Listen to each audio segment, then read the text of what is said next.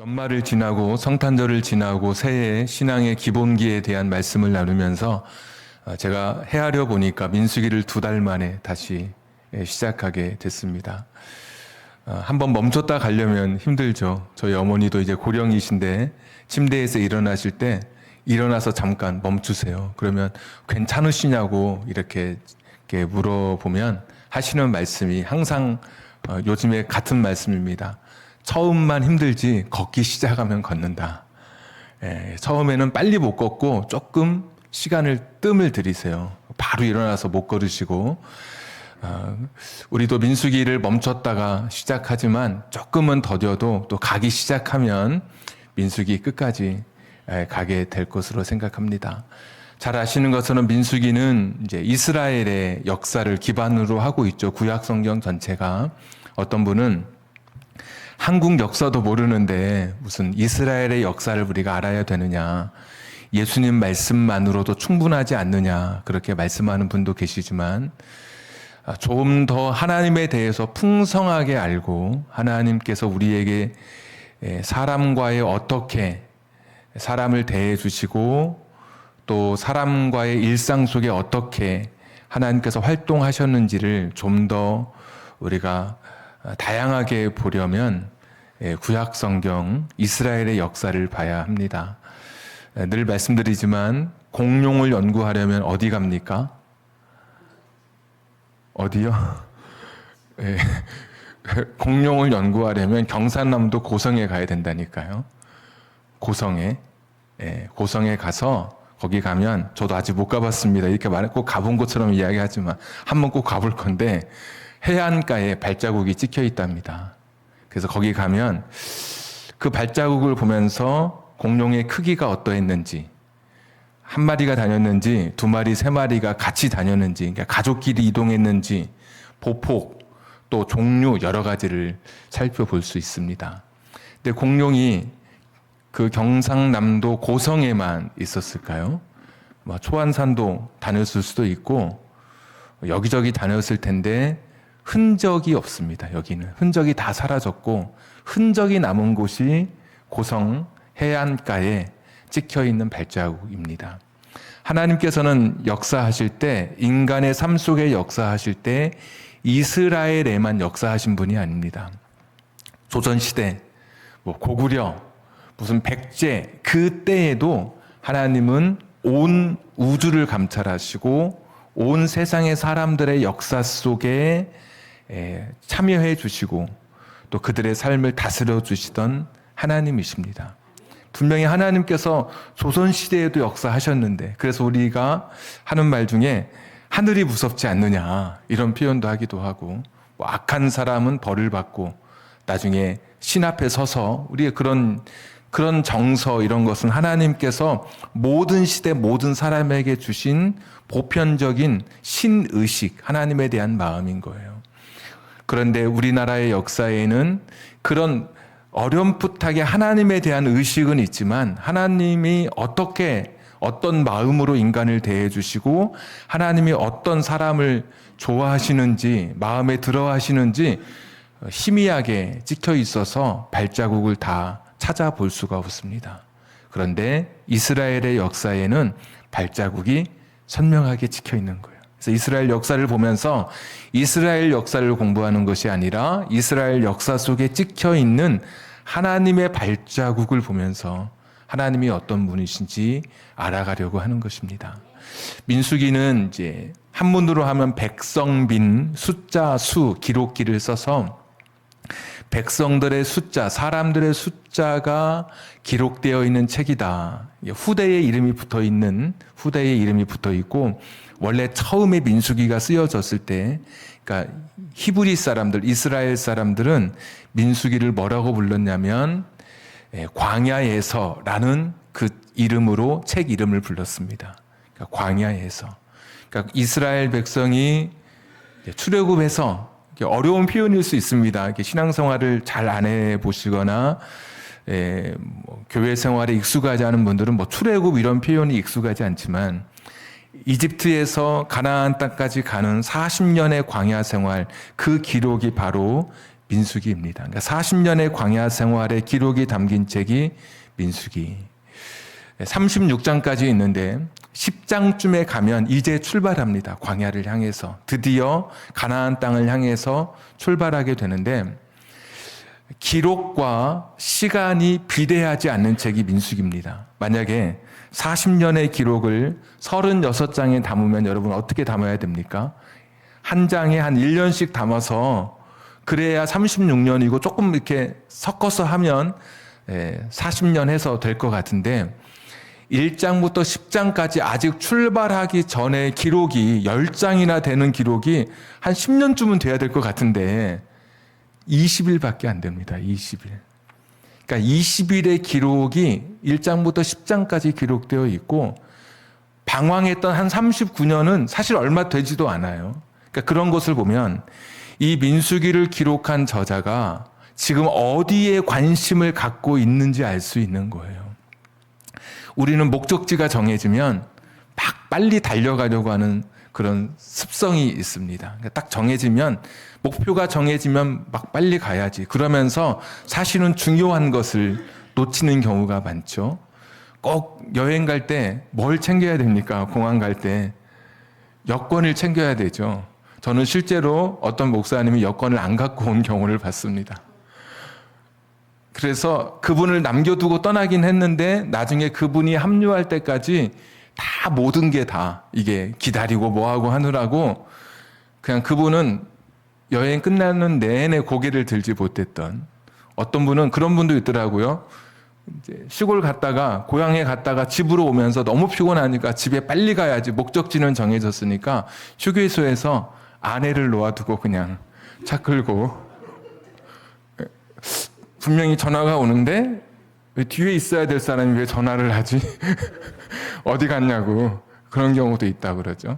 그러니까 중요한 것을 자꾸 놓치는 경우가 있어요. 그런데 지금 가나안 땅을 향해서 가야 되는데 20일의 기록을 10장에 이르기까지 굉장히 속도를 늦추는 거예요.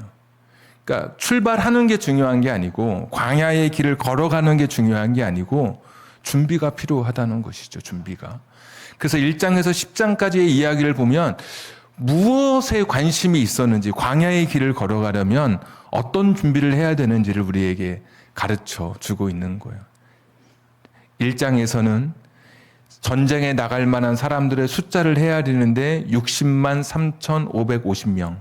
그런데 그 1장 마지막 부분에 보면 레위 지파의 숫자는 계수하지 말아라. 숫자를 세지 말아라. 왜냐하면 이 사람들은 전쟁에 나가지 않고 성막이라고 하는 하나님의 지상 영적 거주지인 성막을 관리하고 보존하고 운반하는 성막 책임을 내가 맡길 터이니 전쟁에 나가려면 어린아이도 학도병도 끌고 가는 판에 그 레위인들은 따로 떼어놓으라고 말씀해 주시죠.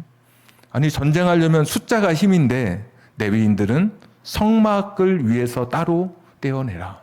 2장에는 사람들이 동서남북으로 그 수많은 사람들이 거주하는 그 수경지, 진영 이런 표현을 쓸 텐데, 그 숙소를 하는데 동서남북으로 하는데 중심이 무엇이냐? 성막이 중심에 있어요. 성막을 중심으로 동서남북으로 나눕니다.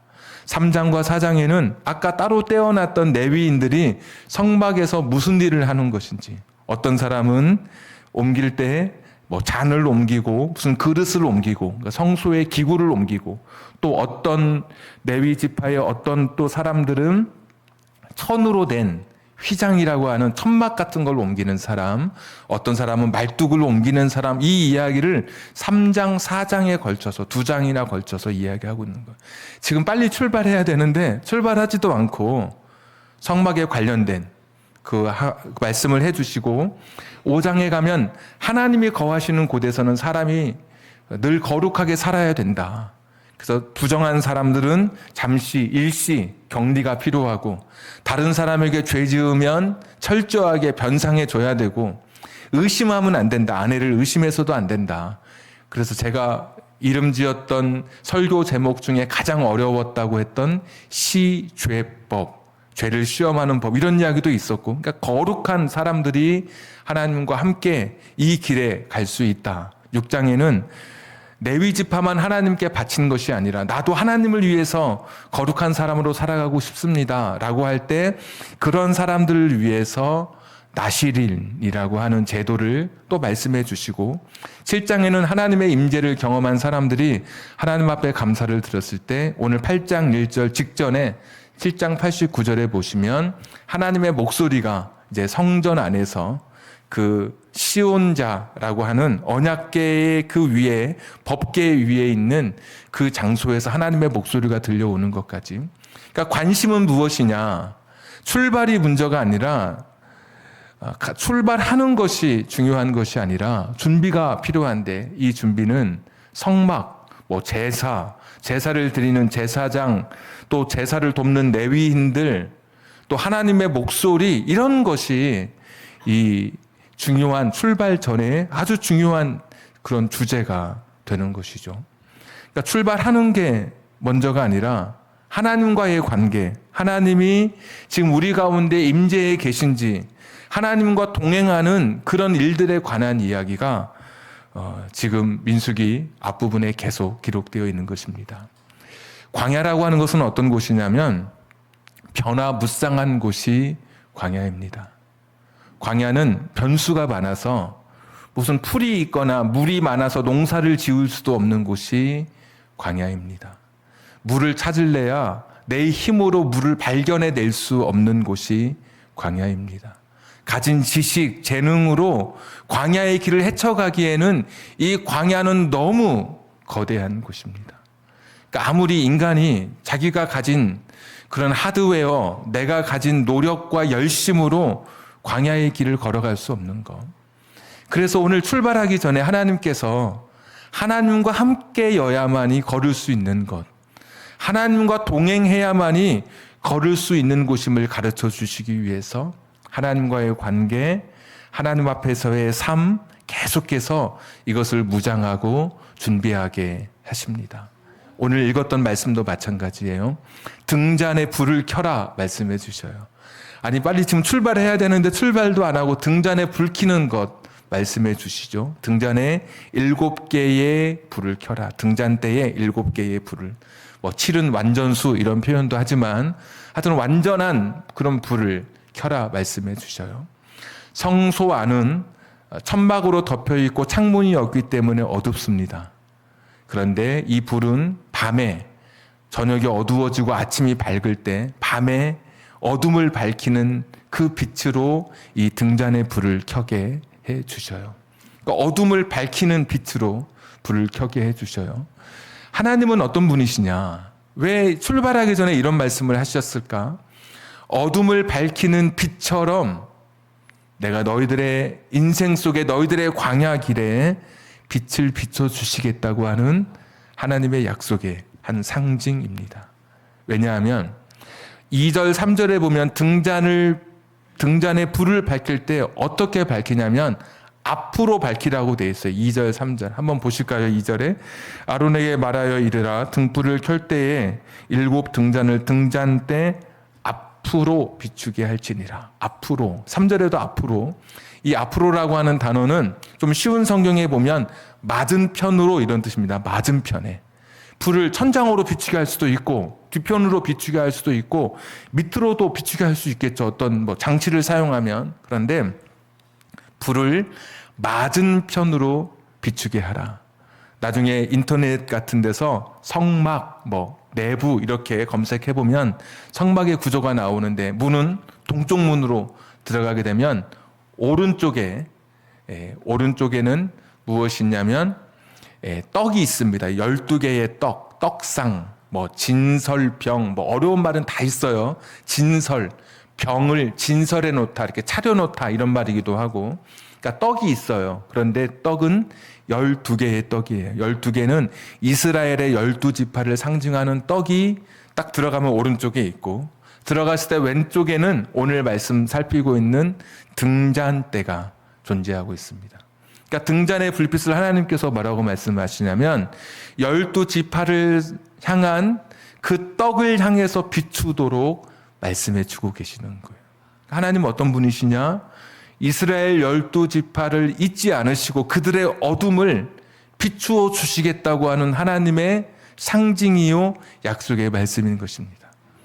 모세를 통해서 아론이 그 말씀을 듣고 제사장들 계속해서 이 말씀이 전해져 가면서 우리를 상징하는 12개의 떡을 향해서 이 빛이 비춰지도록 등잔에 불을 켜고 관리하게 되었을 것입니다. 하나님은 어둡고 혼돈과 흑암 속에 가득했던 인류의 역사에 빛을 주신 분이죠. 빛이 있으라 하심에 비추어지게 됐고 해와 달과 별의 광원체를 통해서 어둠을 밝혀주시는 그런 분이세요. 지금도 우리의 인생의 어둠도 누가 밝혀주시느냐? 하나님 밝혀주시는 거예요. 내 인생의 가정의 어둠도 누가 그 어둠을 물리쳐 주시느냐? 하나님이 물리쳐 주시는 거예요. 광야길 깜깜합니다. 어떻게 가야 될지 모릅니다. 한 번도 가보지 못한 길입니다. 막막합니다.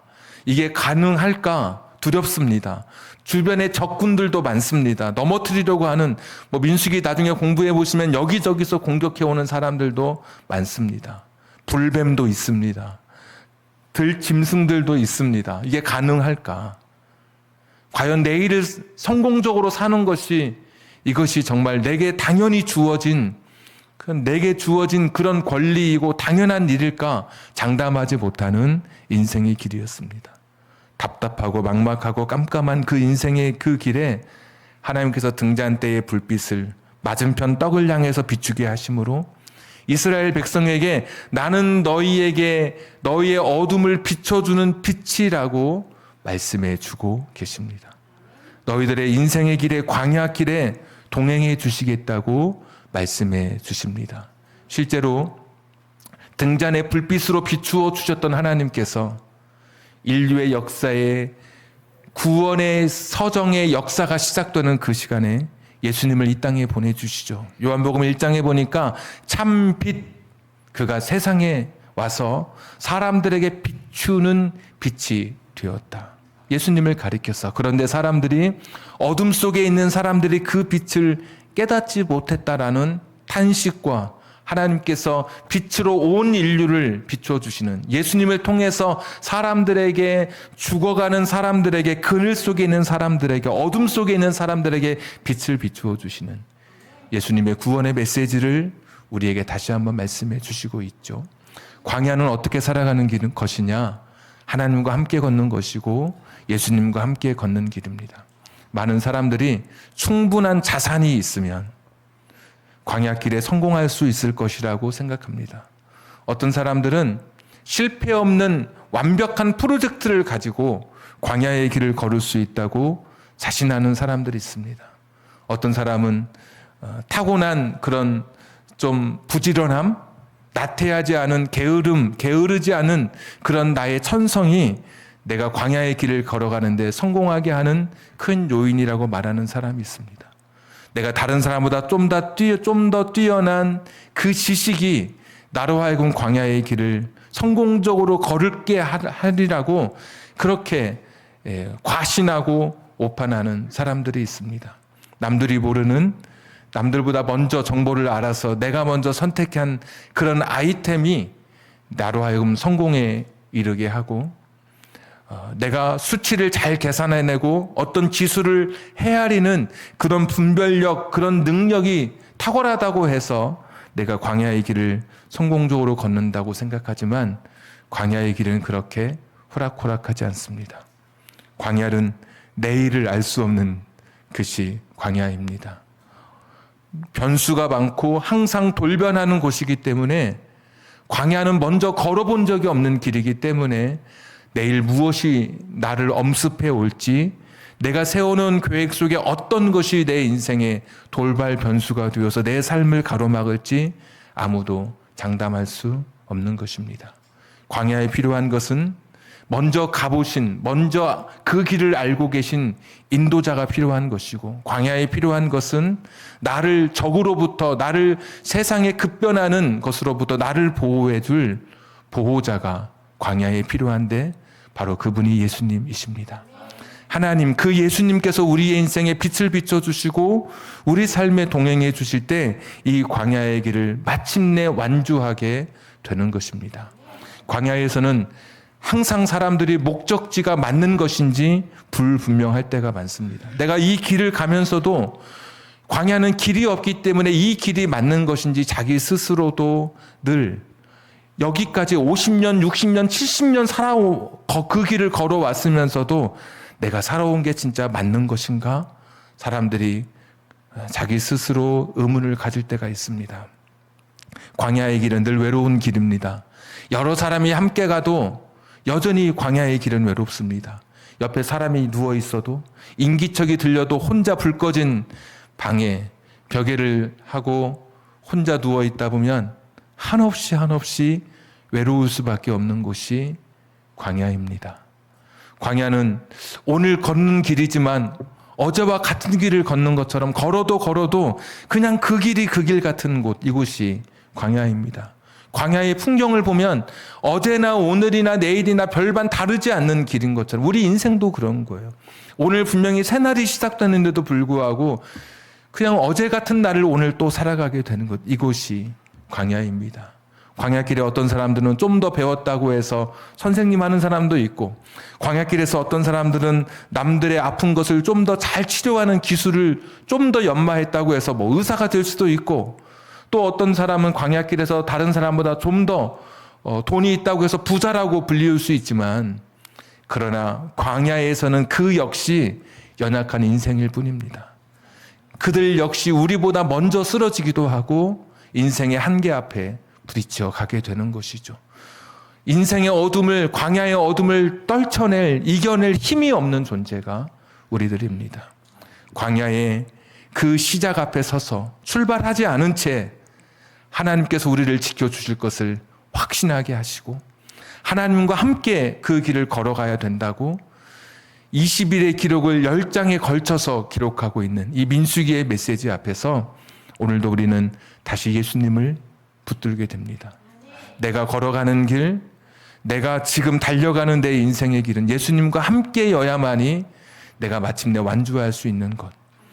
많은 사람들이 인생의 길을 걸어가면서 고통, 절망, 한계 앞에서 자신의 가슴을 치며 대부분의 사람들이 후회하면서 인생을 마칩니다. 근데 하나님께서는 우리와 동행해 주실 때 내 삶에서 기쁨도 고백하게 되고 소망을 찾고 희망을 노래하게 되죠. 그리고 마침내 더 나아가서 내 인생 마치는 날 아름다운 인생이었노라고, 최고의 삶을 살았노라고 고백할 수 있도록 우리의 인생을 인도해 주시는 분이 하나님이십니다.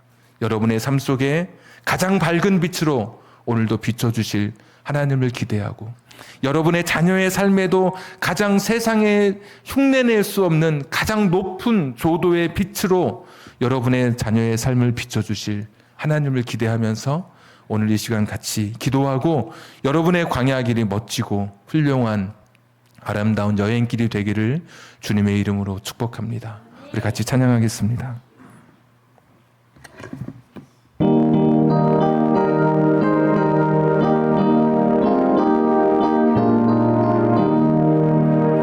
온 세상이 캄캄하여서 참 빛이 없었더니 그 빛나는 영광 나타나 온 세상 빛이었네. 영광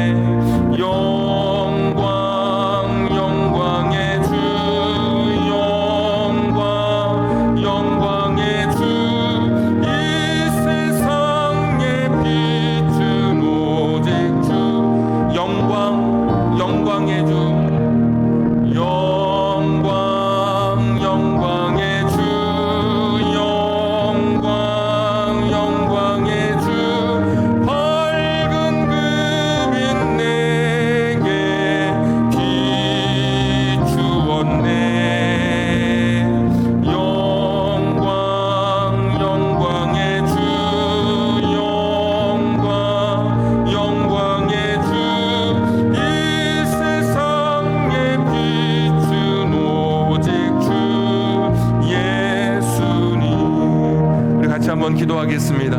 광야의 길은 내 힘으로, 내 지식으로, 내 능력으로 완주할 수 없는 곳입니다. 내가 성실하다고 해서, 통계를 잘 읽는다고 해서, 내가 충분한 자금이 있고 철저한 시간 관리를 하는 사람이라고 해서 이 광야의 길은 완주할 수 없는 그런 곳입니다. 늘 결핍과 갈증이 있고 외로운 길, 걸어도 똑같은 것처럼만 느껴지는 그런 길, 노련한 인도자, 보호자가 없이는 완주해낼 수 없는 곳, 지쳐 쓰러지고 절망하는 곳이 광야입니다. 남들보다 조금 더 가지고 조금 더 배우고 조금 더 누린다 한들 그들 역시 이 광야에서 쓰러질 인간에 불과합니다. 내 인생의 어둠을 밝히고 내 자녀의 삶을 밝혀주실 분은 오직 예수 그리스도이십니다. 등잔대를 맞은편으로 그 빛을 비추게 하라. 이스라엘 12지파를 향한 하나님의 빛 비춤을 상징적으로 보여주시며 그들 가운데 잊지 않게 하시는 하나님의 약속의 말씀이었습니다. 나를 향해 빛을 비춰주시는 그 빛을 온전히 내 마음을 열고 받아들여서 인생의 광야길에 주님과 함께 걷게 해 주시옵소서. 내 자녀들도 주님과 함께 걷는 광야길 되게 해 주시옵소서. 우리 같이 한번 기도하겠습니다. 거룩하시고 자비로우신 아버지 하나님, 오늘도 주 앞에 나왔습니다. 하나님, 연약한 사람들이지만 나약한 사람들이 주님 앞에 섰습니다. 주님 불쌍히 여겨주시옵소서. 넘어질 수밖에 없는 인생의 길, 쓰러질 수밖에 없는 이 인생의 길 앞에 주님 앞에 섰습니다. 내 힘으로, 내 능력으로 갈 수 없는 길인 것을 알기에 오늘도 주님 앞에 다시 한번 머리 숙입니다. 주님 아니면 걸어갈 수 없는 길이기에 오늘도 주님 앞에 머리를 숙여 기도하며 나아갑니다. 여호와 자비로우신 아버지 하나님, 나약한 삶 속에 주님과 함께 걷는 길 되게 해 주시옵소서. 주님과 함께 걷는 온전한 믿음의 길 걸어가는 우리들 되게 하여 주시옵소서. 세상이 가진 능력으로, 세상의 지식과 기술로 갈 수 없는 길, 오늘 성공을 이야기해도 내일 실패할 수밖에 없는 이 광야의 길에서 하나님 없이 자신만만했던 내 삶, 하나님 없이도 살 수 있다고 생각했던 나의 오판과 과신을 내려놓게 하여 주시옵소서. 하나님과 함께 걷는 인생의 길 되게 하여 주시옵소서. 하나님과 함께 걷는 이 삶의 길 되게 하여 주시기를 빌고 원합니다. 주님과 함께 걷는 복된 길 되게 해 주시옵소서. 주님 되게 해 주시옵소서. 은혜로우시고 자비로우신 하나님, 외로운 길, 오늘 걸어도 어제와 별반 다르지 않은 것 같은 그런 인생의 길, 이 길이 맞는 것인지 확신할 수 없는 이 광야의 길에서 내 인생에 유일하게 빛을 비춰주시는 그 길을 완주하게 하시는 하나님을 붙들 수 있는 우리들 되게 해 주옵소서. 역사 속에 참 빛으로 오신 예수 그리스도와 동행하는 우리들 되게 해 주시기를 간절히 빌고 원하옵나이다. 하나님 없이도 광야의 길을 완주할 수 있다라고 생각했던, 과신했던 우리의 오판을 하나님 오늘 이 시간 깨트려 주시옵소서. 내 기술, 내 능력, 내 힘, 내가 가진 자원으로 충분히 광야의 길을 걸어갈 수 있으리라고 자신만만한 우리의 잘못된 판단들을 오늘 말씀을 통해 다시 한번 비추어 보게 하시고, 내가 아닌 하나님을 붙들고 내 인생의 지혜에 내 삶을 맡기지 않고 하나님께 내 삶을 의지하는 우리들 되게 해 주시기를 빌고 원합니다. 이 자리에 있는 분들만 아니라 온라인으로 예배에 참여하고 자기 노력으로 열심히 성공을 위해서 달려가는 우리 자녀들에게도 예수 그리스도의 빛 비춤이 광야길을 온전하게 걷게 하시는 훌륭한 삶으로 마치게 하실 하나님의 빛 비춤이 오늘 우리 모두와 온라인 우리 사랑하는 자녀들의 삶 속에도 빛 비추어지는 축복의 시간으로 이 시간 함께해 주옵소서. 이제는 우리 구주 예수 그리스도의 은혜와 하나님 아버지의 극진하신 사랑하심과 성령님 감동 감화 내주 충만하심이 어둠 속에 있는 인생들, 광야의 길, 하나님이 비춰주시는 빛으로 예수 그리스도와 동행하며 완주하기를 결단하는 우리 사랑하는 성도님들과 저들의 가정과 직장과 사업장과 환경과 인생의 꿈 위에 선물로 주신 자녀들 머리 위에 지금부터 영원까지 함께 하시기를 간절히 축원하옵나이다. 아멘.